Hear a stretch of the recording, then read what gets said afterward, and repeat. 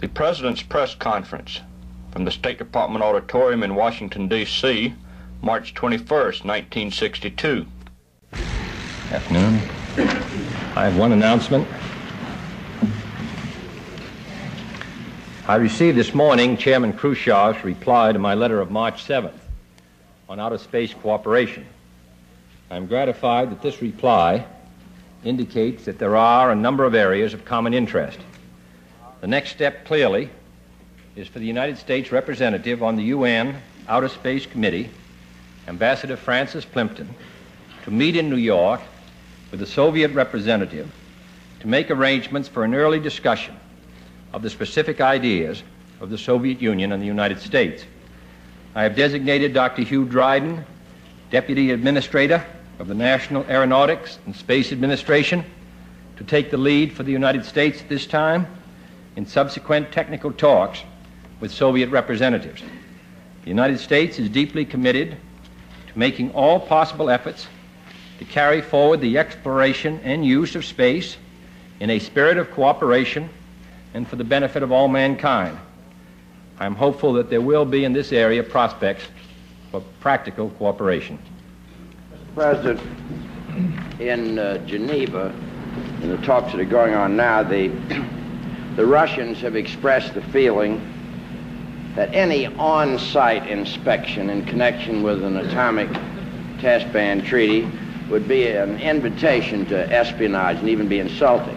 The British, on the other hand, have spoken in the last 24 hours of settling for an absolute minimum of verification. I wonder what you consider an acceptable minimum of verification. In other words, would the United States accept any sort of inspection system that did not embrace the right of international inspection teams to be on Soviet soil as well as U.S. soil? Well, I think it's much better to permit the Secretary of State, Arthur Dean, Mr. Foster, who are carrying the lead for the United States, to conduct the negotiations. It's possible to pick up a number of disturbances from observation posts outside the Soviet Union, but of course the great difficulty is that you cannot distinguish by seismic means alone at this range between an earthquake and a possible nuclear explosion. And it is for that reason that we have felt that there must be on-site inspection and the ability to make that determination if a suspicious event should occur. There does seem to be a very basic difference between the Soviet Union and the United States, because they have suggested that they would not be prepared even if the devices were located off the territory of the Soviet Union. They would not be prepared to permit an inspection team to come on to make a precise determination as to the location and kind of disturbance which had taken place. So there is a disagreement between the Soviet Union and ourselves. I think that on the details of the discussion and the negotiations, we have sent very able men to represent us, and I think they will represent the interests of the United States in this matter. Mr. President? Yes. Senator Jackson says that this administration and the last have been putting too much stock in the United Nations, and that a strong Atlantic community offers the best avenue to peace. What is your view on this? I see nothing contradictory in a strong Atlantic community and the United Nations, nor is there anything contradictory in a strong Organization of American States and the United Nations. In fact, the United Nations, when it was written in 1945, gave room for these regional organizations, of which there are a great many, in which the United States is a member. I support the United Nations very strongly, and I think the American people do. Not because its power is unlimited, and not because we commit our policy to the United Nations so much as because we believe that it serves the interests of the United States. And the interests of the United States are in an association of free people working together to maintain the peace. Now, I would be very unhappy if the United Nations were weakened or eliminated. You would have a great increase in the chances of a direct confrontation in some place like the Congo between the great powers. It might involve the United States directly and perhaps the Soviet Union on the other side. The United Nations serves as a means of channeling these matters on which we disagree so basically in a peaceful way. But that doesn't suggest that we have to choose between the Atlantic community and the United Nations. We believe in the Atlantic community. We are committed to strengthening it. We are attempting, for example, in a number of ways. And in fact, our association is constantly growing more intimate. And we also support the United Nations. Senator Jackson is a very valuable senator who's done very effective work, and anything that he says deserves a good deal of attention. I do want to point out that on this matter, certainly, there's no disagreement between us. Mr. President. There have been reports from Geneva, sir, that for all practical purposes, the discussions there are deadlocked, not only in the field of disarmament, but on such other topics as discussions with the Soviets concerning Berlin. Do you subscribe to that, sir, or do you think there is additional hope for further talks? Oh, I think the talk should go on. The conference has only been in session for... I'm not prepared to abandon it in any degree. I think it would be a mistake for us to feel that its prospects are finished. Excuse me, Mr. Kent. Mr. President, in connection with your remarks about the United Nations, we've recently read criticism of the UN bond issue proposal and about the bill that has come out of the Senate Foreign Relations Committee. Would you comment on these matters, too, please? Well, there has been an alternate suggestion put forward for meeting the financial crisis of the United Nations. I think most people are aware that the United Nations faces a very serious financial crisis, and unless it receives assistance by one means or another, that the operation in the Congo, upon which so much depends, will end. And we will have a very difficult and perhaps chaotic situation, which will, I think, be far more costly to us in the long run and far more hazardous. So we have to come to the assistance. The second problem, of course, is that we have been meeting our assessments, and we've been paying over 50% of the special assessments which were developed as a result of the Congo operation and as a result of the operation in the Middle East to keep the peace. Now, it seemed to us that and to the General Assembly, and I think this is an important point, it may be possible to suggest other plans, but this is the one that the General Assembly has adopted. The General Assembly puts forward this proposal, which will make it compulsory in the future. And this will be particularly true when the World Court renders its opinion, and our judgment is they will render an opinion that these special operations must be paid as regular assessments. Otherwise, the country involved will lose its voting power. Now, this is the plan the United Nations has adopted, and we have committed ourselves, and we hope the Congress will this effort. We said we would buy $100 million worth of bonds. The Foreign Relations Committee stated we would buy $25 million worth of bonds and up to $100 million if the other countries met their quota. Now, so far, over $50 million has been pledged by other countries. Senator Aiken and Senator Hickenlooper, Senator Hickenlooper was a member, I think, of a delegation to the UN. Senator Aiken's been a long-time supporter. This is not a hostility to the UN on their part. They feel this plan is preferable. But in my judgment, it would mean that the United Nations would be faced with attempting to pay back $100 million in 3 years. I don't think that there's any evidence that they can do it. It would have to be submitted to the General Assembly to be voted upon after they voted upon a different plan. The smaller nations definitely could not contribute to it, and in my judgment, it would be back in our lap at the end of 3 years. Now, the General Assembly's moved. We are moving on a plan which I think offers a hope of success. As I say, already a number of countries have met their responsibility. We hope they'll go higher to the $100 million. I think we ought to go ahead, and I'm hopeful the Senate and the House will, because in my judgment, failure to go ahead in this ground is going to mean a collapse of this special effort, and then what's going to happen in the Congo and the Middle East. I think it would be a great mistake, and I'm hopeful that the Senate will consider it very carefully. In my judgment, every survey shows that 85% of the American people realize the importance of the United Nations, and this is vital to the life of the United Nations, this issue. Excuse me. President? Yes. On the bond issue again, when you sent your message up to Congress, you said that the proceeds of the bond issue would be used to liquidate the debts of the United Nations for the Congo and Middle East operations. And a few days later, when Mr. Rusk went up, he said that the proceeds would be used to pay for these two operations for 18 months beginning next July 1st. The Senate Foreign Relations Committee was not able to get this straightened out in testimony. I wonder if you could state what... Well, I think I'm not familiar with I'm not aware that there's a disagreement between the statement that I made and Mr. Rusk made. I would have to check his testimony and my statement to see if there was a disagreement. But there is a debt, and there will be need for funds. And therefore, it seems to me that, in a sense, both positions are in accordance with both Mr. Rusk's statement and my statement are not exclusive. This goes to meet the debts and to maintain these special operations for the next 18 months.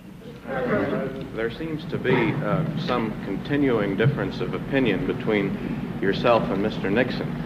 And I wondered if, in view of yesterday's statement, you feel that the CIA should have briefed you about the Cuban operation during the 1960 campaign. I thought that yesterday's statements by the White House and by Mr. Dulles were very clear, and I think that closes the matter as far as I'm concerned. Yes, Mr. Sir, about this agreement that the UN committee is now working on to get peaceful uses for outer space for the United States and other nations, it has been mentioned several times that this agreement would be patterned after the Antarctic Agreement. And if so, would this not mean that we would give up any future scientific or territorial gains and would have to submit to inspection by foreign nations? And how would you separate your peaceful uses from your military uses? Because wouldn't all these scientific gains go together?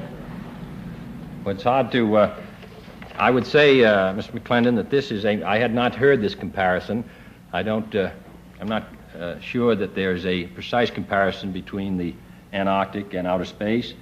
I do think that this is a matter that will be negotiated.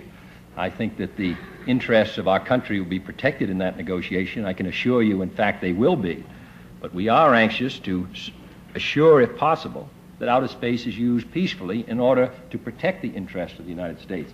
So I think we should go into the negotiations and see if it's possible for us to cooperate, because there's not much security as space continues to be more and more under the hazard of being used for military purposes. Mr. President, the critics of your medical care plan have charged that this will be the opening wedge for socialized medicine in this country.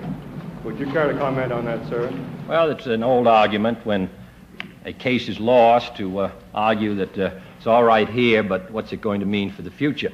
Under that argument, there wouldn't have been any progress on any social legislation in this country. That was the argument that was used against the Social Security Act in the 30s.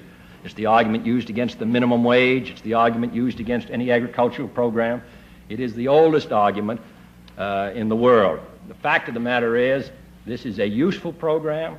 It is developed for a special purpose, and in my judgment, it's going to be adopted. I believe it has a good chance this year, if not in the future, and it's in the economic as well as the social interest of the people of our country. But to say I'm against this because in a future date somebody else may do something, doesn't seem to me to be a rational argument, and was the kind of argument which was successfully defeated on many occasions during the administration of Franklin Roosevelt. Yeah. Mr. President, what is your reaction to the news that the 1,200 prisoners from the Bay of Pigs are going to be tried as war criminals in Cuba? Specifically, do you feel there's anything this government can do for them? Well, we would have been as you know, the Red Cross has been attempting to secure an entrance into Cuba to see about the feeding of the prisoners. Of course, it's a matter of great national as well as personal distress. Many people, not farm experts, are perplexed by the continuing food paradox. Millions starving even outside communist countries while we're up to our necks in surplus. And they wonder why we can't go far beyond extending Public Law 480, church distribution and so forth, and really make tremendous amounts of surpluses that we can't seem to get rid of available to the hungry. Would you discuss economic or other factors preventing this? Well, we are putting a good many hundreds of millions, in fact billions, into this program. I think there isn't any doubt that we could produce more food. We could produce really more of almost everything in the United States. There is a limit to what the United States is able to maintain. We spend, as you know, billions of dollars each year on our agricultural program. It isn't as if the limitation, in answer to your question, is really a financial one. How much can the United States afford to put into its agricultural program? We're putting in $6 billion. We're giving away, as I say, hundreds of millions, indeed some billions of dollars worth of food in an unprecedented effort. I agree we should always try to do more. And, but in answer to your question, the reason is only the limitation of available funds. This food has to be bought, and it has to be appropriated for, and it has to come out of the taxpayers of the United States. And we do an awful lot, not only on this program of food, but also in foreign aid. In fact, and have done it for a great many years, and I think we should. But I think that I would certainly contrast the record of the United States in this regard to other countries, even those with a surplus of agricultural abundance, and what we've been able to do through private agencies and through the federal government. Sir, clarification on your comments on the bond issue. Do you find the Senate Foreign Relations Committee plan an acceptable one? Yes, I do. I do. Yes. The Attorney General has suggested that the price of stock in the proposed Communications Satellite Corporation be reduced from $1,000 to $100. Has any thought been given to reducing this price to $1 so all the taxpayers could get in on the ground floor? I think that, of course, the limitation is that there may be quite a long period of time before there is any return on this investment. We attempted in the program we sent up to balance off the need for large investments by which only a few companies can make, and also to permit it to have a broader distribution than just a few large companies. We're attempting to make an adjustment. As you know, a good many companies are unwilling to invest in the satellite because it will require a good many years before they will get a return. And I don't know, I would have to examine whether it's in the public interest to lower the price. I don't think that the return would be to the American people in dollars and cents, except as part perhaps of a participation in a great new effort. I'm not sure the dollars and cents return would be comparable to what they might be able to get in other areas, at least for a great many years. President, the Soviet Union has recognized an Algerian government before it has formally taken place. Would you say what you think about this and what the United States might possibly do toward recognition, and at what time? Well, as you correctly say, there is a ceasefire now in effect in Algeria. A government has not been established. There are still, in the field of foreign policy, France still bears a responsibility. A government will be developed, and at that time the United States will take the proper actions. I think that this matter, as I've said from the beginning, is a very sensitive and difficult matter that's been handled with great skill by President de Gaulle. It's been handled by those on the Algerian side with a desire to not to destroy, but rather to build, and I think the United States should take a similar attitude rather than attempting for political purposes to exploit a situation. I think we should wait until the proper moment, and the proper moment finally will come. Yes. There are reports from Guantanamo Bay of a buildup in Cuban military strength and the fortifications outside the American naval base there. Do you consider this a threat to the base, and do you have any plans for increasing the base's defenses? Well, we're always concerned about the defense of American territory, wherever it may be, and would take whatever proper steps were necessary. We have no information that there's if that is your suggestion, that some attack on Guantanamo is about to take place. We've seen no evidence of that. Yes, Ms. Mano? Congressman Porter Hardy's subcommittee has been having some troubles getting a hold of some records from the State Department, and they have contended that lawyers at the State Department are borrowing them from these records, which deal with the foreign aid in Cambodia, which was used in a Russian-sponsored hospital. Now, I realize this took place before your administration took power, but there is the contention by the committee that the State Department at the present time is withholding the records. I wonder if they have consulted you on this and if you have given the State Department any instructions. I'm generally familiar, as my understanding is that they have turned over the cables to the committee, but they have not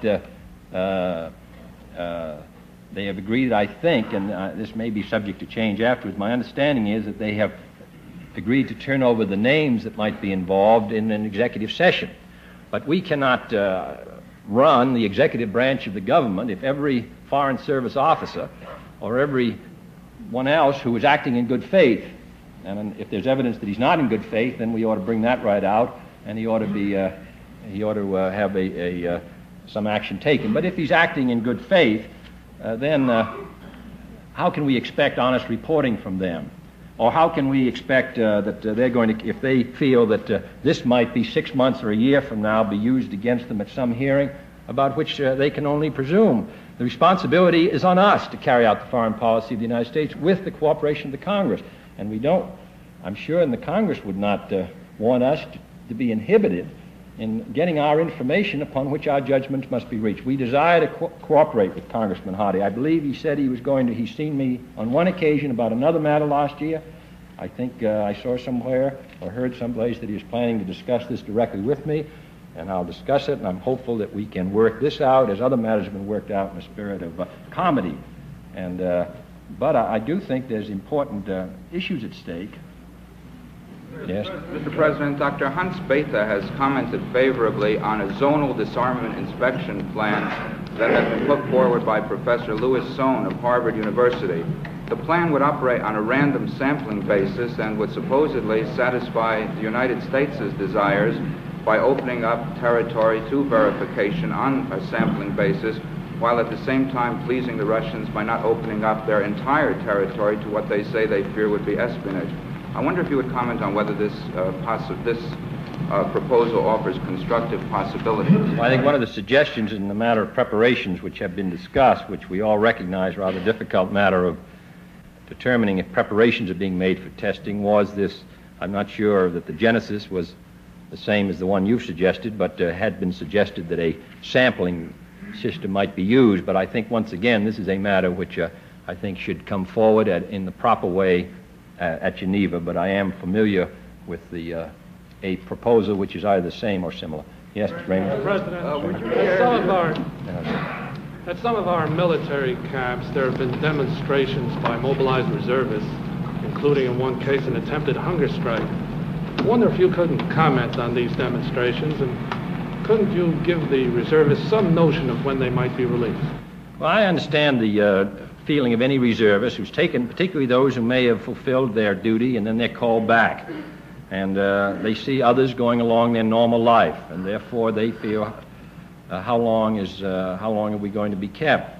We have stated that we are, as you know, building 2 new divisions which will replace these reservists and which will come into effect, I think the dates are August and September. Now, on the question of releasing the reservists, we will release them on the first possible date consistent with our national security. They were called up because of the crisis in Berlin and because of the threats in Southeast Asia. And I do not think that anyone can possibly read the papers and come to the conclusion that these threats do not continue. We have had there's no evidence that we're going to quickly reach a settlement in either one of these areas. These reservists are doing a very important job. In my judgment, the fact that they were called up, the fact they responded, has strengthened the foreign policy of the United States measurably since last July and August. Now, secondly, there is always inequity in life. Some men are killed in a war, and some men are wounded, and some men never leave the country, and some men are stationed in the Antarctic, and some are stationed in San Francisco. It's very hard in military or in personal life to assure complete equality. Life is unfair.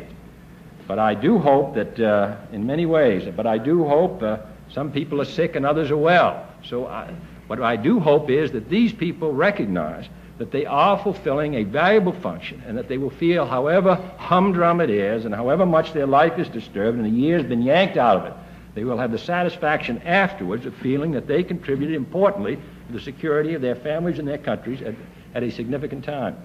President, could you tell us whether the reports you've received on the talks between Secretary Rusk and Mr. Gromyko in the last day or two on the Berlin problem have produced even a glimmer of a possibility of a modus vivendi of some sort? I would think it would be wiser to let the talks continue, which they are, and then to make a judgment as to our prospects when these talks have reached a more final stage, which they have not as yet. Mr. Hurley? Would you care, sir, to evaluate for us the quality of congressional support the administration's domestic program is getting at the present time? I ask this because in some circles there's a belief that the certain congressional leaders in your party are more prone to negotiate the terms of surrender even before they start fighting for your program. Well, I read the same. I think that we've secured. I think they blame the leadership, and they blame me, and they blame the Congress, and I think we've secured the passage of important legislation already. One we signed the other day, the pension welfare bill. The one the week before, the manpower training. We have, I hope, passed good bills in the House and Senate on higher education. I hope that the conference will not give us the worst features of both, but rather the best features of both. The House and Senate bill. We are moving ahead in the committees and other areas. So I think we can make a much fairer judgment on the quality of the Congress and the executive as the session goes into the summer than we can today. But I have had complete cooperation from Senator Mansfield, Senator Humphrey, the whip and the leader, and from Congressman Speaker McCormick, and from Congressman Albert, Hale Boggs, and George Smathers. So I must say that they've been very faithful, and I think they're doing the best they can. You have to remember that the House of Representatives is somewhat evenly balanced. We only won the Rules Committee fight at the beginning of this session. At the time, Mr. Rayburn put his enormous prestige on the line by only 6 votes. These are not easy matters. We are very critical frequently of failure of other countries to take needed action, but we have to realize it's a hard fight even in our own country. Sir, I understand that an exchange of letters at the summit has settled the question of the B-70 or the RS-70. Can you tell us who won what and from whom? No, I think that if you took the powers of the executive and the powers of the Congress and pushed each to its logical, or at least its possible conclusion, not its logical, but its possible conclusion, you would have, in a government of divided powers, you would have a somewhat chaotic situation. If they refused to appropriate the salary of members of the government, if we took actions which failed to consider the responsibilities of the Congress, in a country of where the Constitution gives divided responsibilities, we have to attempt to adjust the strong feelings on both sides. In my opinion, there was no winner and no loser, except, I think, the relations between the Congress and, I think, the public interest. Yes, Mr. Weston? Mr. President, you used the words American territory in relation to Guantanamo Bay. Is that not subject to an incorrect inference of the true position of that bay? My answer was an attempt to not particularly select one area or another. It's the legal definition of Guantanamo may be not precisely, though I would have to look that up. I would say it's an area which the United States, under a treaty with Spain, at the turn of the century, was given rights to maintain and to hold, and whether it may be, as I say, incorrect legally to call it a territory, and I would not want to launch a new description of Guantanamo, and I may very well be subject to correction, only that it's an area which is under the responsibility now of the United States. That may be a more precise term.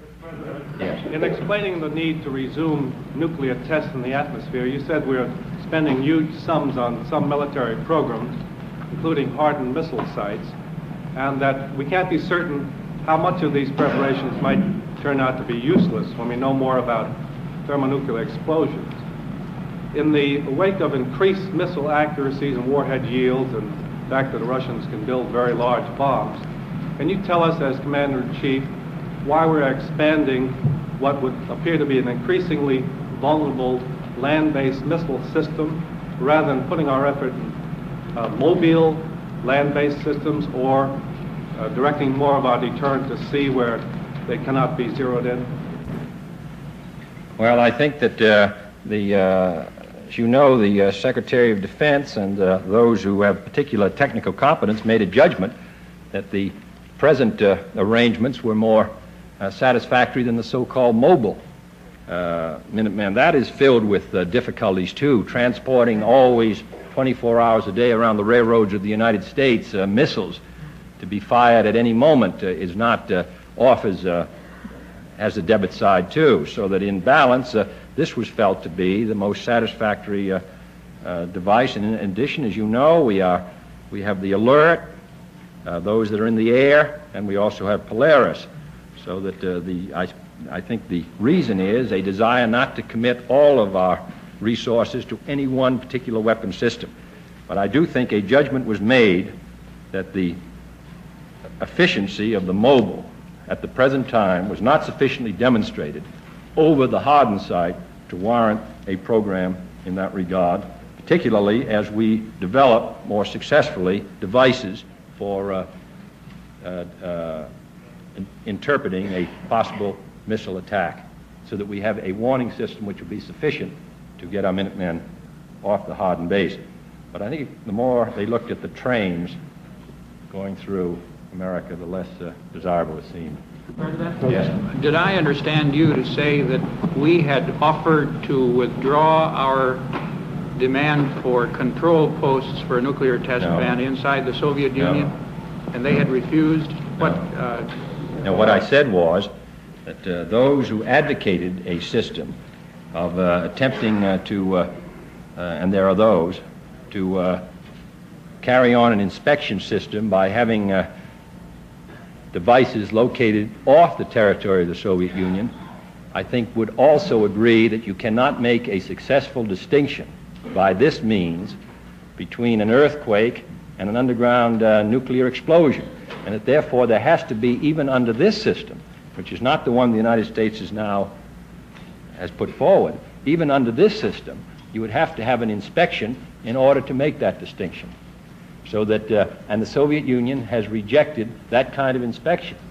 So that I was merely attempting to indicate that those who advocated that policy did not have a policy which gave any assurances of success, and which the Soviet Union has already, in effect, has rejected. Thank you, Mr. President. Oh, thank you.